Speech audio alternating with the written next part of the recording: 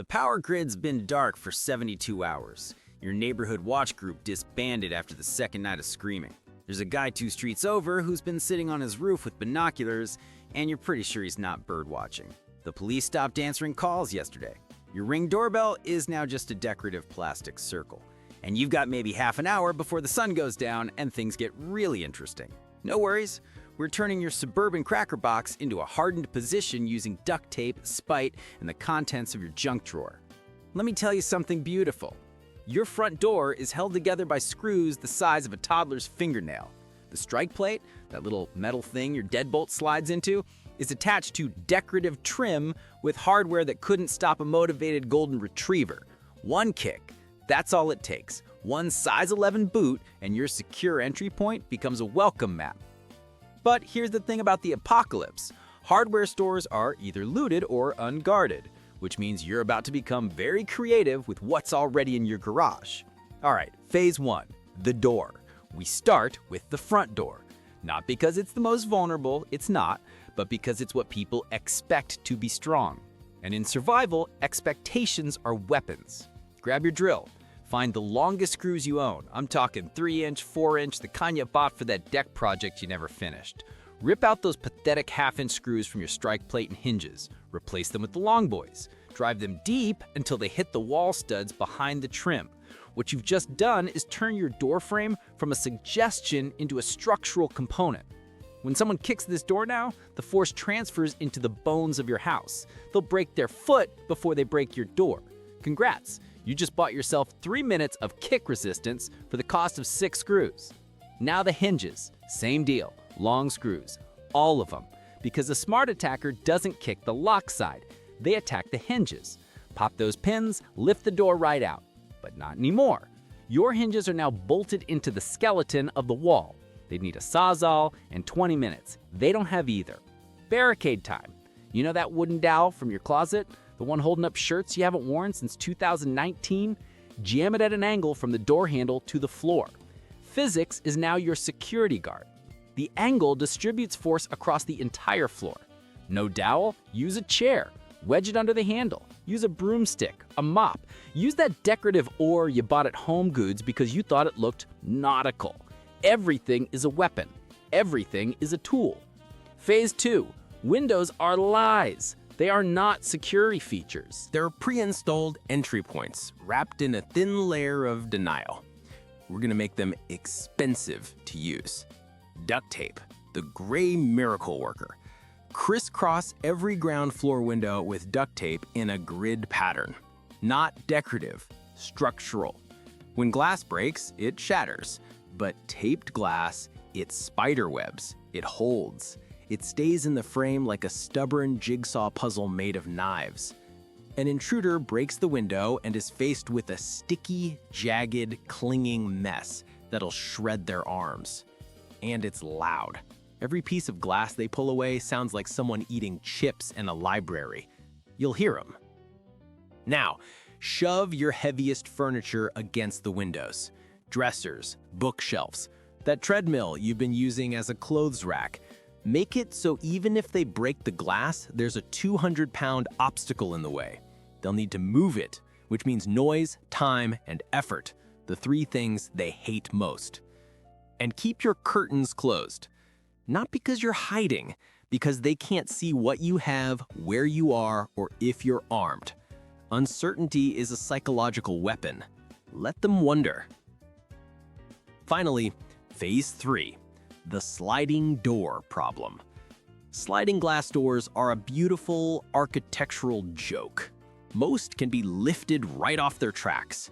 Cut a piece of wood, a broomstick, a 2x4, to fit perfectly in the track. The door won't slide. Simple, effective, but go further. Drill a hole at a downward angle through the sliding door frame and into the fixed frame. Drop a nail or a bolt through it. Now the door is pinned. They'd need to drill it out. Too loud, too slow. Bonus move. Smear the outside handle with grease, oil, or that expired mayonnaise in your fridge.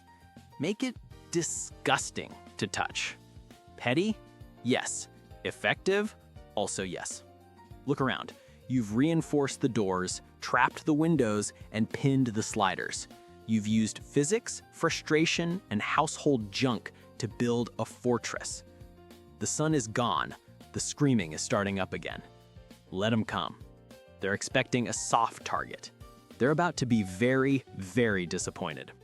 Let's continue with the next phase. Phase 4, garage doors are traitors. Your garage door can be opened in 6 seconds with a wire hanger. There's a little emergency release handle inside. An intruder pushes a hanger through the top gap, hooks it, and pulls. Boom, they're in. And now they're in your garage, which connects directly to your house, which means they're basically already inside your home. So here's the fix. Zip tie that release handle tight. Use multiple ties. You can still yank it free in a real emergency, but a flimsy coat hanger won't have the leverage. Problem solved for 30 cents. Next, unplug the opener. No power means no automatic opening. They'd have to manually lift a 150-pound door, which is loud, slow, and completely visible. Everything you want. Finally, park a car inside if you can. Even if they get the door open, there's a 2-ton obstacle in the way. They're not moving that quietly. Now for phase 5, psychological warfare. This is the fun part. Security isn't just physical, it's mental. You want them to think your house is a bad idea before they even try. First, fake the dog. Don't have one? Doesn't matter. Put out a massive steel water bowl by the back door, the kind for a Rottweiler. Toss a chewed-up rope toy in the yard, clip a heavy chain leash to your fence, put up a beware of dog sign with a picture of something that looks like it eats intruders for breakfast. Why does this work? Because dogs are chaos. They bark, they bite, they're unpredictable. Even a 10% chance of a dog is enough to make most criminals pick a different house. You're not lying, you're just implying. Next, boots by the door. Big ones, muddy, size 13. It suggests a large working-class person who's home and probably owns tools that double as weapons. It doesn't matter if you're a 5'2" accountant, they don't know that. Then, noise. Leave a radio on. Talk radio is best. Voices suggest people, people suggest witnesses, witnesses suggest risk, and risk suggests, let's try next door. And finally, lights on timers.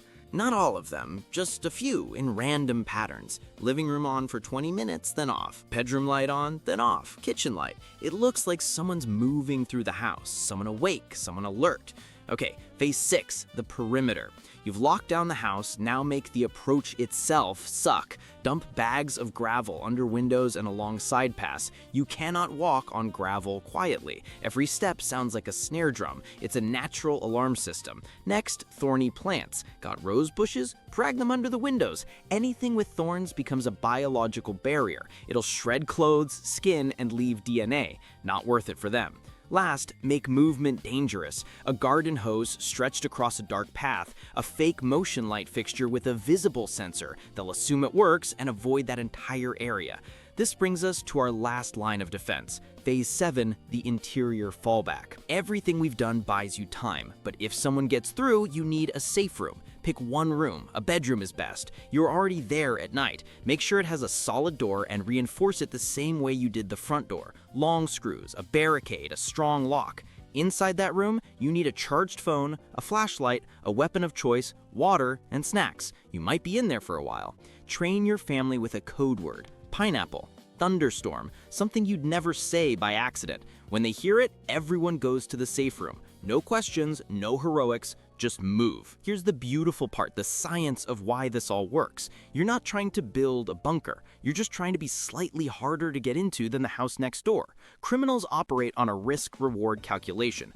Every single obstacle you add increases their risk. Every second they spend trying to get in is another second they might get caught. The 3-minute rule is real. If it takes longer than 3 minutes, they bail. Your reinforced door is 3 minutes of kicking. Your fake dog is instant psychological doubt. Your garden path is constant noise anxiety. When you stack enough of these small obstacles, the math stops working in their favor. They move on, and you survive.